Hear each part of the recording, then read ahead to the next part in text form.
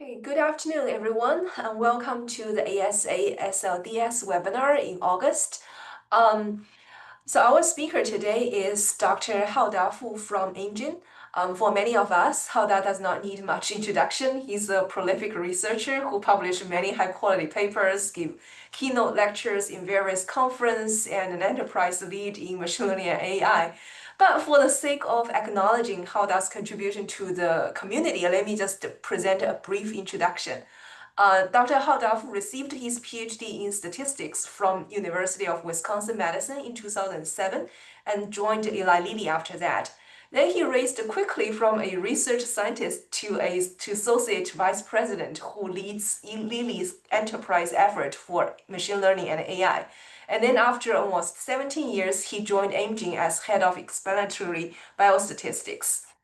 Haoda has always been active in stats and data science methodology research, and his research area spans a wide spectrum from like classic Bayesian adaptive design, survival analysis, recurrent event modeling, personalized medicine to more modern machine learning and AI. And his research has always been innovative and cutting edge, and then published in many top journals like JASA, JRSS-B, Biometrika and Annals, and also top journals in biostats and medicine like Biometrics, JAMA, Journal of American Medical Association, Annals of Internal Medicine, etc. Haoda is also a very generous contributor to the community. He has been teaching topics of machine learning and AI in large industry conferences and also FDA workshops. He was board of director for quite a few statistics organization and co-organized many conferences such as ICSA, ENAR, and ASA Biopharm sessions. He serves in COPSS Snedecor Award committee, a committee from 2022 to 2026, and also served in editorial board for JASA theory and method, and also JASA application and case study.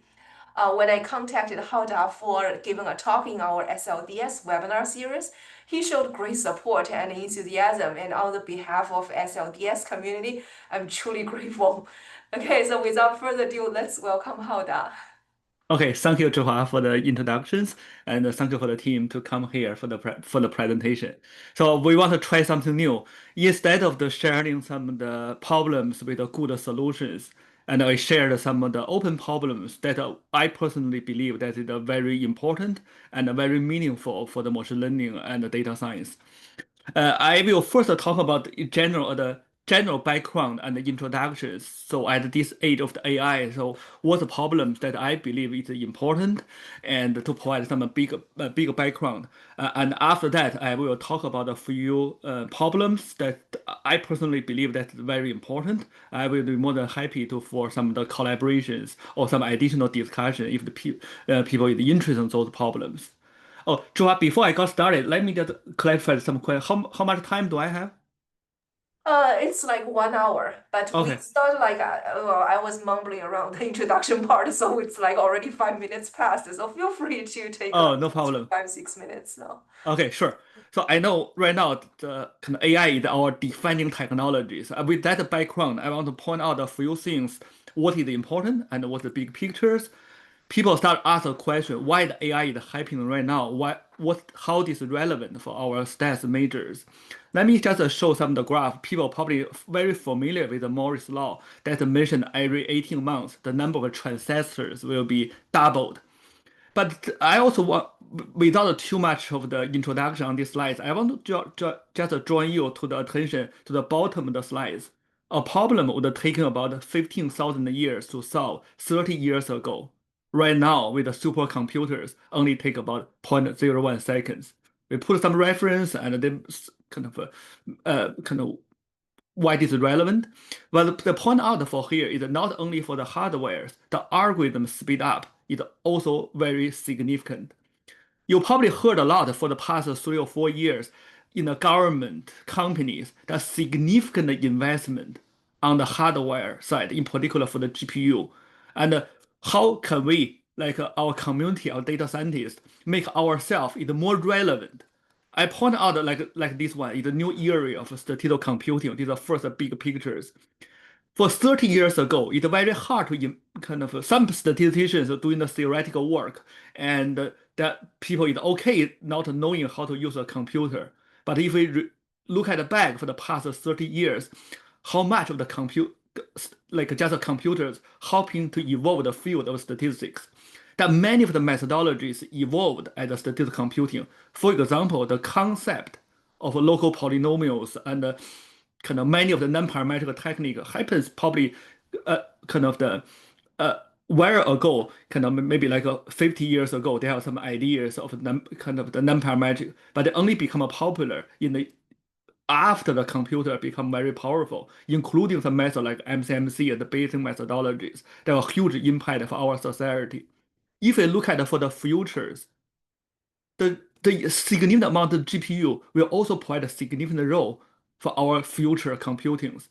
One of the bigger questions is, as a statistician, today, how can we better to embrace the parallel computings and to better understand the architectures of the GPU and to design the algorithm methodologies to helping the continue to helping to evolve.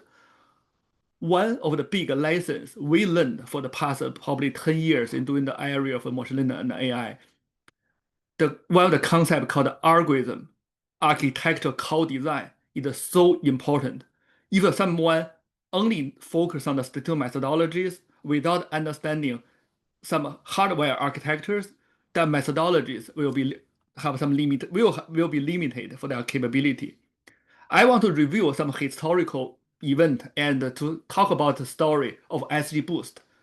I feel like this is a very good story for statistician collaborate with the computer scientist and how the computer scientists drive the last miles to make the methodology broadly useful. And from the story, we can also learn what's the gap of our current statistical education? How can we kind of move forward for the future? And that will provide a background for the problem that I'm going to introduce later on. So people probably know the XGBoost come out from the idea with a bunch of the kind of the computer scientists provide some ideas is there's so many of the weak learners. Can we do some like majority votings coming with a better performance? Like so this is kind of idea come out in the early 1990s. But after like about 7 years, people tried different methodologies. No method worked really well until the moment one kind of the people developed a methodology called AdaBoost. I still remember the day why was kind of people doing the machine learning. The AdaBoost is very popular. It's out of shelf classifiers in the world and have the best performance. But sometimes the methodology works, sometimes the methodology doesn't work. The method originally, the idea, majority voting, and the initial method originally proposed by the computer scientist, but they don't know why it works, why it doesn't work. We can call this moment like a technology. And but we need from technology to go to the science.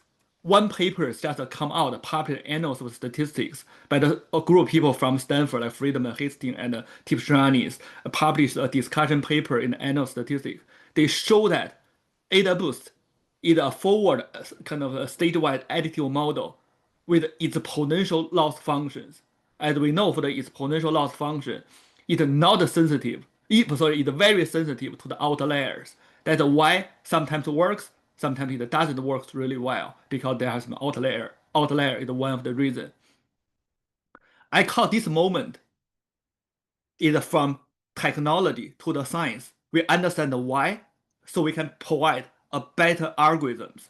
After that, the people propose kind of the gradient boosting algorithms.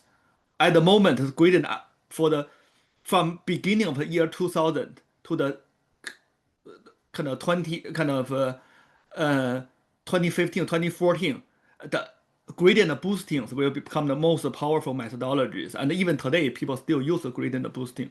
Later on, one of the postdoc, right now is the kind of already assistant professor from the CMU, but at the moment he the Tianqi Chen is the postdoc, and they further developed the gradient boosting algorithms, make it kind of can access the big data And suddenly, many of the large companies, including Amazon, Google, and pharmaceutical companies, and use XGBoost as a standard methodology and replace the gradient boosting algorithms after that. So that is the story. That's a good stories to talk about many things. Is how statisticians kind of collaborate with the computer scientists. Computer scientists have some ideas, provide some algorithm and the technologies, we call it. And later on, we understand exactly why sometimes works, sometimes doesn't work, and we come out a deeper understanding. And later on, computer scientists further improve the algorithms and make it broadly accessible and also be more useful for the leverage the GPU compute to handle the large data. I'm thinking these things it will continue to happen, and including that these days people want to better understand the deep learning algorithms. But I also think it's important for our statistician, at least some proportion of the statistician pay more attention on the computing and develop the algorithm they can broadly use and to handle the large data. And in particular these days, when there's so much significant investment in the GPU, in the hardwares, and how as our discipline can come out with the methodologies and better leverage these hardwares. Another story is kind of the why the AI is happening today is the evolving definition of data. For the past 100 years, statisticians have been provided a leading role to develop data analytical methodologies. When the time to event the data come out, we come out with a kind of Kaplan-Meier curve, and these days it is still one of the largest, kind of highest cited paper for our statistical communities. And the COPSS models, longitudinal data come out, we come out with a kind of mixed effect model, and later on when genetic data become popular, false discovery rate, model selections, and many of the methods coming out. So for the past 25 years, the definition of data is keep evolving. I want to drive your attention to the Wikipedia. Some people only use Wikipedia occasionally to search some information. But these days, as we know, large language model already use Wikipedia as a training data set to train the large language models. This is also happening in the pharmaceutical, in the biology field. Some of the database like OAS, Observed Antibody Space, there are 2 billion antibody sequence. Some people only use this as a kind of the website to search the information. But another group have been developed the models to generate a functional protein that can treat the disease. This kind of basically the bottom line, the definition of the data is broad, kind of is so broad, and that also provides some challenge and also our thinkings for our field of statistics. I want to kind of what's the consequence? Let me just show these slides and talk about the. I want to use these slides to talk a little bit, kind of differentiate a little bit on the machine learning and the statistics, and also talk about some current education gap, and later on to paint the big picture. What's the question for here? I didn't mean the statistician don't do the machine learning folks don't do the statistics. But what's the key fundamental thinkings why we're talking with so many people from computer science only focus on the machine learning and also work with the field of statistics? I feel like our current statistical education is too much focused on the concept that's a true model. So think about that's a true model. And when we're doing the hypothesis testing, we need to know we need to assume what's the null hypothesis. When we talk about the convergence and uncertainty quantifications, we always assume when convergence and the efficiency, we often assume that's a true parameters. That's a true data generation model. That idea is very useful, very efficient. However, if we only focus on that, we will miss a significant amount of opportunities. When we talk about machine learning, a lot of people, for the folks, they don't assume that's a true model. Think about the image net, the Fei Li will work on the image net. There's no true model to generate all of the image. That's a true label, but there's no true model. When we talk about the protein folding problems, there's no true one of the model to generate all of the protein. So I'm thinking that's a key difference with the statistical machine learning ideas and also the idea versus the traditional statistics. For the majority of the the big world, as a mathematicians often think that there is the truth. But even in the very theoretical world like physics and chemistry and many of the kind of biology, many of the folks would confuse why that's a true model. Even for the physics, think about the case, E is equal to mc squared. Everybody know this equation. Actually, if we really derived this E is equal to mc squared, that's not the exact equation. That's approximately equation. So people just use kind of the approximate real world. There's no true fundamental truth to govern and everything. That's kind of just with the thinking kind of approximation. So this is that's a difference. It not only kind of we happen to also found Leo Bremen probably 25 years ago also have published the papers called the two cultures and talk about these important thinkings and if our goal people can read this if our goal is for the data modeling we should not only rely on the true model kind of data generation model ideas there are significant amount of work that can estimate it belongs to estimation problems and we need to also broaden our visions to look at the broader problems.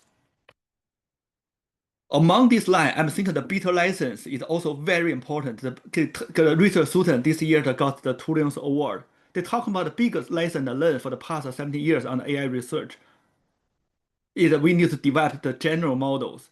In our field of statistics, general model already provide a very efficient tool. We know the deep learning is the general model. People also call the transformers in the general approach. And in our field, like a bootstrap, those methodologies is also very general approach have a significant amount of utilities in the field of statistics. We need more people to think about this general model. So in talk about this to look at the back and we doing some little bit of reflections. I was thinking about the three areas important. The first is statistical computing, algorithm architecture, code design, and how we can design a scalable general method that will be very useful. The second piece is human-computer interactions, and later on the data and the data application.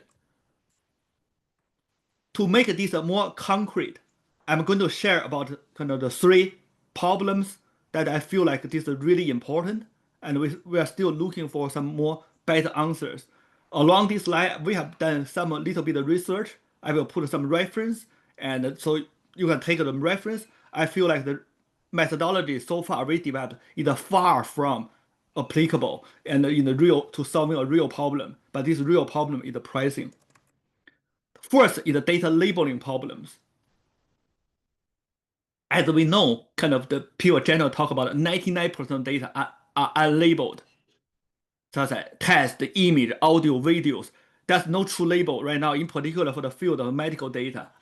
And even you think about it, the pictures in your phone, right now, there's no true labels of kind of the cat, dog. There's no label and no segmentations. How can we better use this data will become a big question so far. But one thing, not every data points are equally important. So human expert time is also limited. This creates a challenge. How can we efficiently use human expert time to label those data? This is paint a general picture. To make this even more concrete, let me just show one example, and then we can generalize this example to the natural language processing, so to other problems. Everybody know this kind of the mixed data with a kind of handwritten zip code, and we can use this data as a kind of for preliminary method development. Suppose I know this data have the label, but let's just ignore this throughout the labels. Just imagine you have like a 60K like unlabeled data points, like the image for each of the image 28 by 28 pixels. Now you have three human expert, maybe you, me, and another friend, like a three data expert. I will give each of the person like 15 minutes for each of you, for each of us have 15 minutes. You can design any of the questions to kind of you can design a system. This system can query a human expert. They can query a different type. Is this kind of they can give you just one image, ask you, oh, is this picture is a 3 or this picture is a 5? They can also ask a question. They send you like 10 images. Is this five images? Is these 5 images are all 7? Or they can also ask you, kind of give me a ballpark estimation. What's the percentage of my labeling is correct? You can provide, oh, this labeling is 70% correct, 90% correct. So system can interact with the humans to ask a question, to query this. After to query this, certainly you don't have enough time to label all of these 60,000 images with the limited time. So you can only label part of this, answer part of these questions. So the final evaluation is based on, after you gather all of this information, they can interact with the computer systems. And the computer use this information to train their models in the end. So the question is, the evaluation matrix is, what's the percentage of the corrections you can label this image? The higher percentage certainly is more desirable. For the poor, you can think about a very naive algorithm. In a naive algorithm, they only draw each image, ask each of the expert. Probably within 15 minutes, you can label 300 image and just make this up. Label 300 image. So that's the naive method. But there are a lot of redundancy, waste the information, so that maybe not be efficient. A better designed system can have more human-computer interactions, have better labeling, ask more precise questions, get more information from a human. In the end, they may achieve the very high accuracy. So the first problem like this one is, how can we design such system?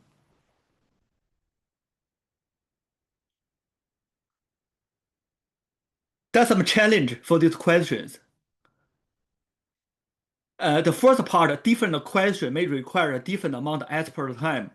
I'm just make up this. If they only ask one question, or if this picture is 3, they may only take you 1 second. If they ask a question for these 100 images and give me a rough estimation, what's the percentage the computer gets correctly, they may take about 5 seconds for the humans to take a look. The second question is, the system need to provide very effective questions, different type of questions and different data queries to send out this kind of 5 image or 10 image, because we know each of the image contains different information. Different questions also contains kind of different information. From very simple linear regression problem, like just a binary classification, as we know, if we provide some data point exactly on the current classification boundary, that's the most informative data point, and they can better improve the data quality. But for the high dimensional problem, that's the very challenging questions. And also this is the human computer interaction problem, like some feature like active learning. And after computer learn from the previous human answers, they can quickly update that model. Let's assume the computer time is very cheap. The computer time, we don't and we just account for the human times. Now for these questions, and after human give them answer, the computer can quickly update their model and to provide the next questions for the human. To make this a little bit more complicated, the expert may make mistakes. So if they ask what's the percentage of this correct, the expert can give the ballpark estimation, maybe 70%. But the reality may be 65 or maybe 75%. The expert may make some mistakes. Also, the system initially have a kind of for the 3 expert, the system may think about the doctors or the expert. They may initially have the expert level. This expert have the Ph.D. training. Another expert is only kind of bachelor degree level of training. Another expert is already have 20 years of the experience. But they can also refine, as a system can also better to understand the expertise and can refine this and make this interaction even more informative. That's the real problem that we are facing right now. and we have a significant amount medical image. Certainly, this zip code is a very toy case. We have significant amount of medical image, like a cancer diagnostic image, and very limited oncologist, kind of pathologist, they can help us for the labeling. How can we do these questions? There's some related field like semi-supervised learning, active learning, matrix learning, and these problems is not the same, kind of slightly different. It's more challenge with the traditional active learning. So just make some of the comparisons. For example, in our data labeling problems, human can make mistakes, and the system learn how to use the expert. And for the kind of we have multiple expert for the collaborations, and the objective is also different. The objective with a limited expert time, how can we get the accuracy as high as possible? So this probably is a little bit more challenge with the traditional active learning, but highly related for the active learning problems. I truly believe this probably is one of the most important problems these days for the AI, because there are huge amount of information, the data is unused. How can we better leverage this information? Will generate a lot of important information for our communities. There's some potential frameworks. I'm just interested in to solve the problems. Maybe start from the ideal situation. Think about ideal situation. If we just apply some unsupervised learning, like the K-mean method, they automatically classify the data like a 10 category. They ask a human to look at the 10 category. And I suddenly recognize the first category, all these numbers are 0. The second category, all these numbers are 1. Then I can quickly to label all these images as 0, 1, 2, 3, 4 until 9. I don't need that probably take a very few seconds.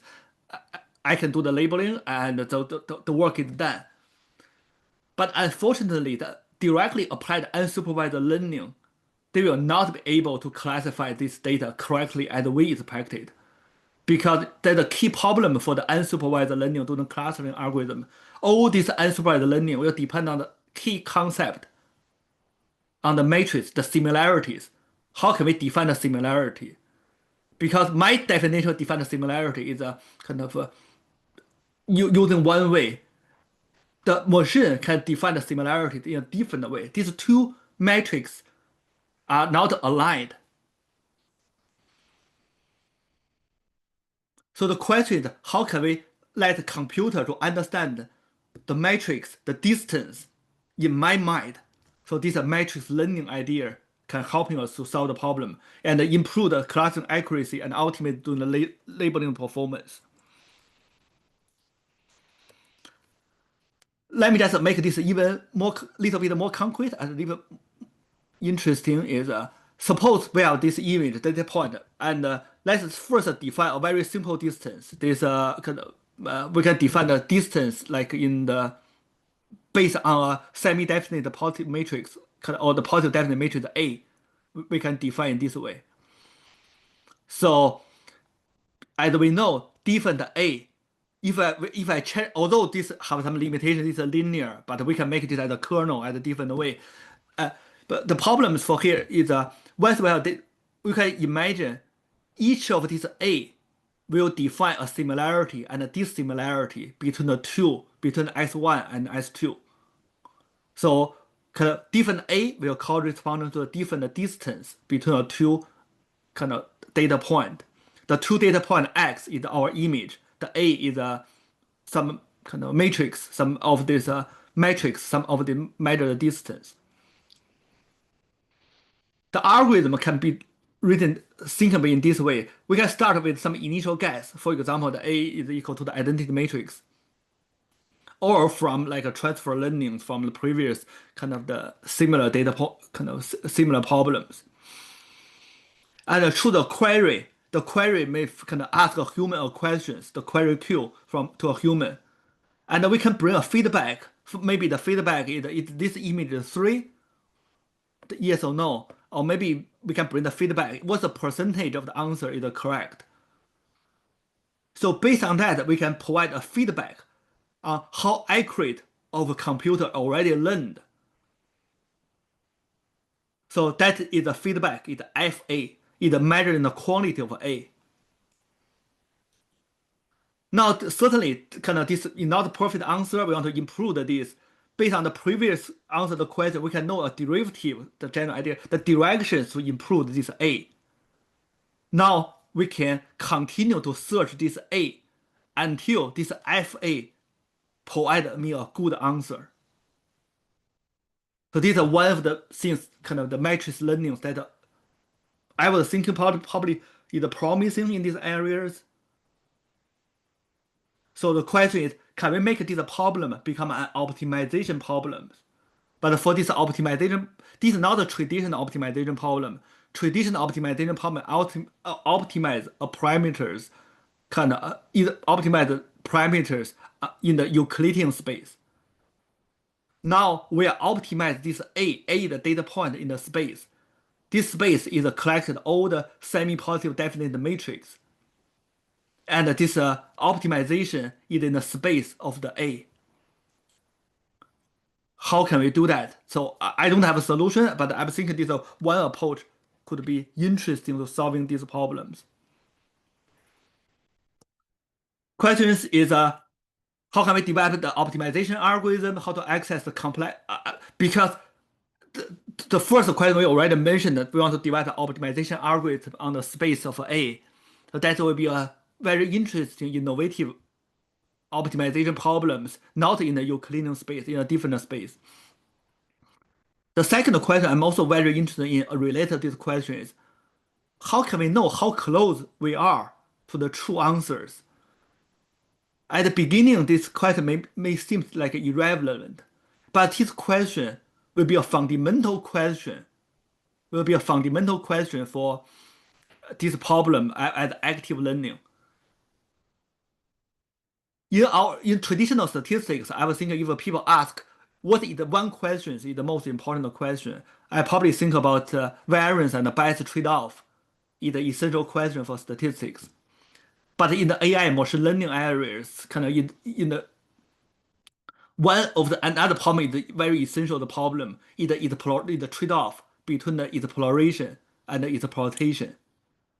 For this problem, to measure the current progress, to measure the complexity of the space, is highly relevant to understand how can we think about trade-off strategies for the exploration versus exploitation.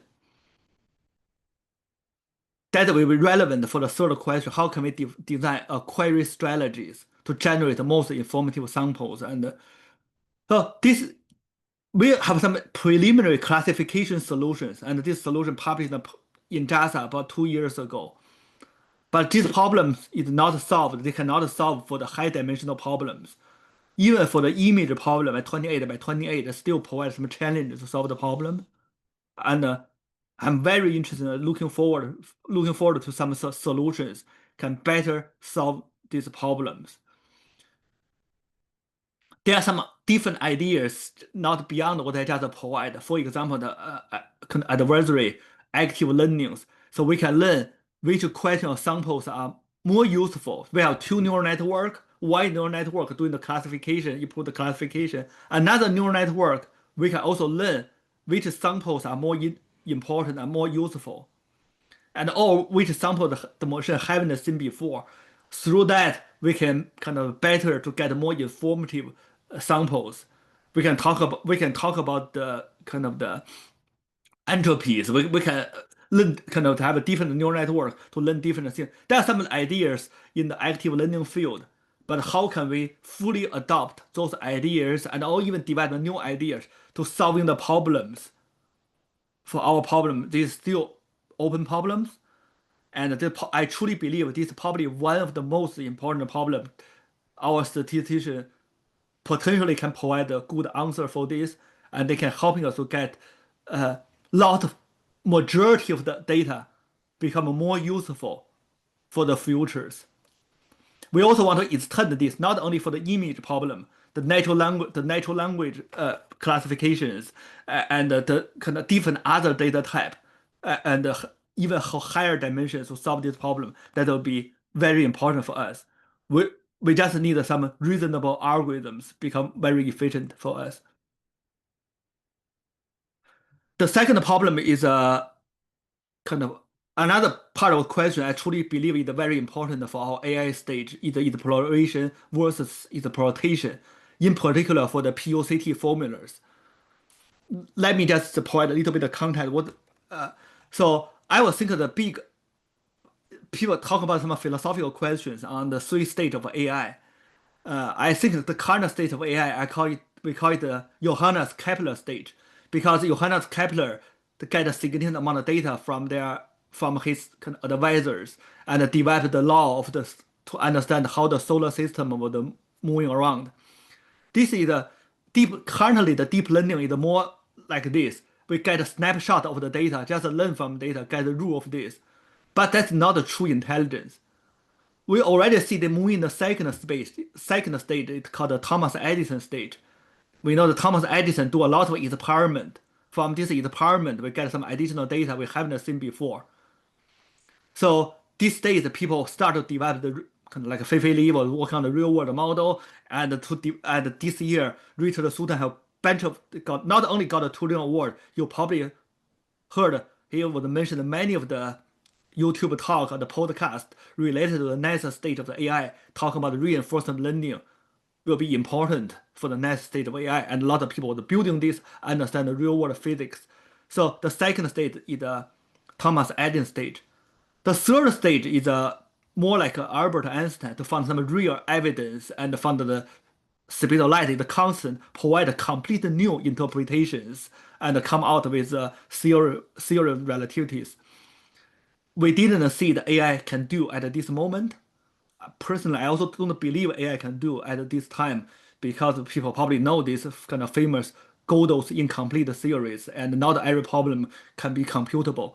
So that's another philosophical discussions. But at least at this moment, doing the exploration and run some experiment, that will be very crucial to get the AI into the next stage. Among all of this, one of the important approach is the Monte Carlo tree search, the ideas. People probably know the kind of like the AlphaGo or the political game or any of the board games, or in the real world situation. There's so many different ways they can do the exploration. At each stage, there are so many ways they can explore. There's no way we can explore on everything. So that problem is very challenging problems, and they cannot use a brutal force to explore every possibilities. The question is, how can we develop the efficient way to understand a subspace and to provide a better to provide solutions? People explore these ideas in the board games. Currently, the most efficient approach is the Monte Carlo tree search. They have this four state called selection, expansion, simulation, and back propagation. Because the time is our limited, we don't want to go through the details. But one step is very important, you can imagine. So which branch they explore is very crucial. If we only explore the branch that we have enough information to go to the exploitation, we may lose some opportunities. But if we explore everything, they don't have enough computer power to do that. The question is which one to explore, which one is not to explore, become a key question of this reinforcement learning with problems, and we truly believe for the real world AI, this is a very crucial problems. There are some current solutions called kind of UTC, kind of upper confidence tree, the algorithms, and the balance exploration and exploitation. So basically, this is the current kind of the policy, kind of the value functions, and based on the current state, we know we can have some estimations which kind of the branch, which A is the action, which branch, this S is the state, A is the branch, which branch is the more valuable. So if we just follow this equation, this will become exploitation. But they also added an exploration phase. This exploration, this NS, means in this node, what's the total evaluation we have been evaluated. For example, in the previous slide, we have already evaluated 21. So this is kind of this is 21. And in the sub branch, in each of the sub branch, what's the numbers have been evaluated? So for example, in this case, this sub branch have evaluated 10. This sub branch have evaluated 8. This sub branch have evaluated 3. None of them are success. 3 over 0, 5 over 8. The denominator 10 is the number of evaluations. And so this is the denominator of n. That means, as we can see, the smaller numbers of the denominator, they give a higher chance to do the exploration. So this equation to balance exploration and exploitation. But this equation is the original UCT algorithm is very poorly performed. Later on, the current most powerful approach, we call this PUCT formulas. The PUCT formula update this exploration, but added another component and also changed the writing this format. This one is based on another neural network called policy network. So which means this is the prior information. Based on the last time we learned which branch is more promising, we added this more promising component.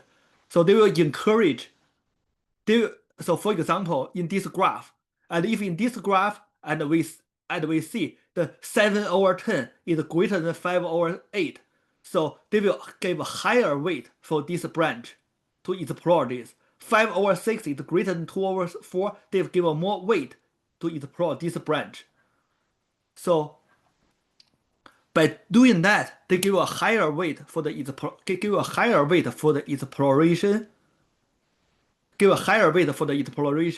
And they can combine the prior knowledge with also the empirical values. This is called the PUCT formula.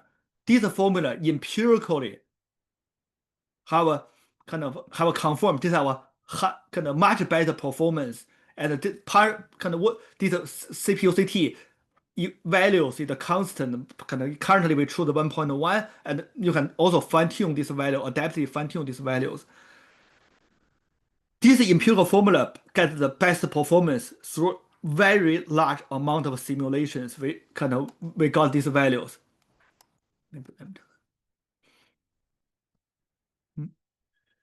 So the PUCT formula is efficient, and also we close the loop for the training. We can think about the Monte Carlo tree search is the policy improvement algorithms. have two network was trained with the policy and the value network, and this through the self plan, they can continue to improve the performance. And also we also do some other engineering based approach to improve the performance. So but however, for this let me just see how if people are interested in this, and we have the GitHub code on the KataGo. People probably know the KataGo right now is the most powerful open source deep reinforcement learning Go game. Is better than the original AlphaGo and also AlphaGo Zero. And many of the professional Go players have been using this and to train and learn how to play the Go. I'm one of the contributors for the KataGo. I program a lot for this and also run many GPU hours to test the different CPUCT formulas among with our other contributors. But one of the key challenges for here is many of this is engineering based approach fixed. These are all empirical. But this is the key questions for the reinforcement learning. Thousands of the GPU hours have been spent tweaking the details and brainstorming the ideas. We have the meetings and how to improve this. But no theoretical guidance for us, even for the general formulas, the format of this formula. Do I need to use the square root use the log? And you can see original formulas, just one example, the UCT formulas, use log n. Later on, we think about get the square root of this and move out from this kind of the equations, there's no theoretical guidance to helping us to get what's the more efficient way on the CPU-CT. And actually, this problem is well defined. If you can come out some theoretical approach to derive the better formulas, that will, I truly believe that will be a huge breakthrough for the field of real reinforcement learning, for the real kind of these problems, and they can significantly better than the traditional AlphaGo 0, the CataGo algorithm. There's a lot of room to improve because each time we change this, if the idea is get right, there's significant improvement, and you can see the kind of the scores of the algorithm. That sometimes a big bump in the algorithm. This we can come out a new format of the CPU-CT formulas, the POCT formula. We truly believe this area have a lot of room for improvement. If you can improve this, and a huge contribution for the field of reinforcement learning. I would now have 10 minutes. I have a few slides to talk about some another ideas. The third area I feel like is really important. Maybe I'll go back to one slide. Another important is the data sharing. And we talk about kind of isolate one problem, human-computer interactions, that one open problems. In the field of AI, if we look at big pictures, I feel like exploration and interpretation is a big important problem. Among all of the problems, I truly believe the improved Monte Carlo tree search algorithms will be a crucial algorithms to helping us to understand, kind of to develop the next stage of AI to make the whole system become smarter.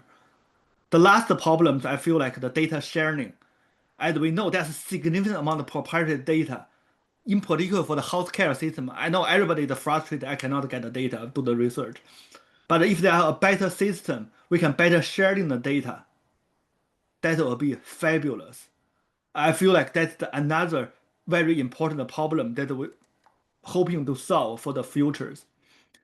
Among all of this, I feel like one of the idea is intriguing, is a so-called we know kind of differential differential privacies, and there are some challenge of differential privacy. We're probably not necessary to talk about it for here, but I just throw out some new ideas. I hope they can help for the futures. One of the idea is the multi-party computation. The multi-party computation is just some general ideas. Suppose we have n parties, n hospitals, n pharmaceutical companies hold their private data. They have our common goal to estimate something, to compute a function. So we want to get this kind of the output. We want the output is correct. It's not like a kind of the differential privacy added some errors. I want to get this answer exact. But the privacy requirement is no extra information about input should be disclosed. How can we do this? There are already significant amount of literature doing this, but what I'm talking about is more how our statistician can contribute this along this line. Maybe just make a very simple examples to calculate the average salary. The average salary. Suppose we have like 10 people sitting in the room. I want to know the average salary of these 10 person. How can I do this? I can generate 10 random numbers with a constraint. These 10 random number with average equal to 0. This 10 number is very large, probably like 1,000 millions and very, very large numbers. And just make sure these 10 random numbers with average equal to 0. Now I can share this number with each of the individual. They will very safely to add their salaries as a part of this very large number. After that, I know my salary. They give me a really large numbers. I use my salary added to this number, and so after that I can share these numbers. After I share this number, because the average of these 10 random number is equal to 0. So the true average for these 10 numbers shared by these 10 parties will still be the same as the real 10 the salary numbers. So this is one of the example. But the question for here is beyond this kind of the beyond this average is very simple. How can we do the linear regression? How can we do the kind of COPSS models? The interesting thing is for here is how can we build the common blocks for the kind of multi-party computation, and if there's a kind of statistical analysis plan is coming out. For example, I want to do the linear regression. Different parties will be very safe to share their data very quickly, and they can get analysis done without sharing the information. So this is just one algorithm that I'm personally interested in the multi-party computation for the data sharing. Certainly, I'm also interested in some other kind of how can we learn the distributions. For example, these days, the diffusion model, the generative AI can help us to better learn the distribution of the data. Now, can we just learn the distribution and generate the result? So this is another kind of this is one of the questions I'm very curious on kind of how we can get a better answer for this question. Now, in the end, I will summarize this and we talk about in the current age of AI, the data definition are pending. Human computer collaborations in the future are very essential. This is one big area. So we talk about how can we more efficiently to get the human knowledge and work with the computers, and the computer more efficient get the human knowledge. Also, the efficient data usage is very crucial, and we talk about some our example. The broader data access is also needed. And in the end, I'm also talking about the fundamental, very important things is be curious and have fun. And I'm thinking that's important for all of us who are doing the future data science, and with the support with the AI, the curiosity is very important. That can helping us to drive us from a simple statistician to a full scientist. Not only for data scientist, we want to make ourselves a full scientist. That's all I want to leave some questions, few minutes for the discussion, and so that's all my part. And thank you so much for attending today's talk. And I will leave for a few minutes for questions.